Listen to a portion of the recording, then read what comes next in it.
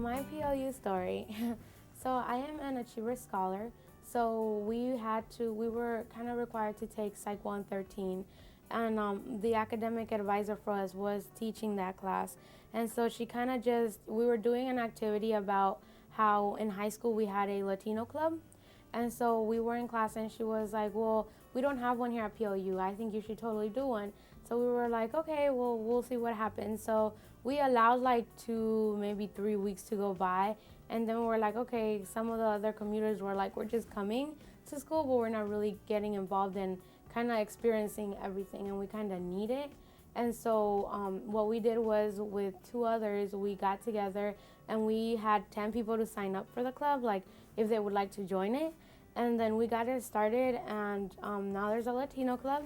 And I feel like that's been the best connection so far that I've had. And it was kind of the easy transition from high school to here, because I could relate to that since I had already been involved in one in high school. I think people have different paths to getting involved at PLU. Lots of first years join emerging leaders or join an organization they're passionate about. And my first semester at PLU, I didn't do that. I was not involved in anything. I went back to my residence hall and hung out with people there, and that in itself is involvement. And I think for me, that's how I got excited about PLU. So never think that it's too late to get in PLU. Just whenever you're at, it could be sophomore year, it could be junior year, and you could hear about an organization that you want to join. I'd say join it. For me, I didn't join anything until sophomore year, and that was okay. So I think I just met a lot of cool people and realized that they're involved in so many different activities, doing so many different cool things, and said, hey, I want to do that too. To a first-year student, I would say factor in time for studying. There's plenty of time for play and conversation and all sorts of that, and it's going to be easy to find times to slip away and not get work done, but definitely need to, when it comes right down to it, buckle down and get some work done, or else you're going to not do so well.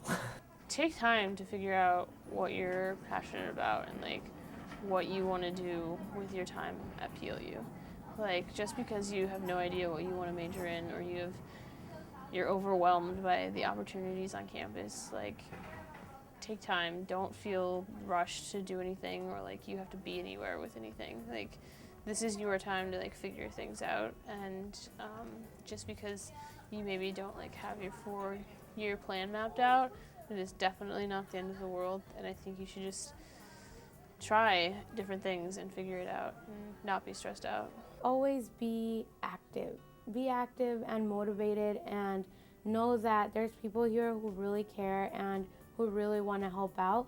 So allowing them to come in and kind of knocking on doors and saying, can you help me with this? Or do you know where I can get this help? That's always helpful. I think as a student, I am called to both learn more about privilege and oppression and the politics that are involved in that, because I am a political science major, and to put that into practice in my everyday life and how I can better the lives of the people that live around me in the PLU community and people I don't even know. My vocation as a student is to be Caitlin Sash-Jackson. I think we're all different, and we all need to embrace where we're at, who we are, and so my vocation as a student, I am involved in a couple different organizations. I love hanging out in the D Center. The Sustainability Office is a great place to be, but those don't define who I am, so I just like to think of my vocation as Caitlin Sash-Jackson. It's everything I'm excited about, everything I'm into, the questions I'm asking. Yeah, it's me.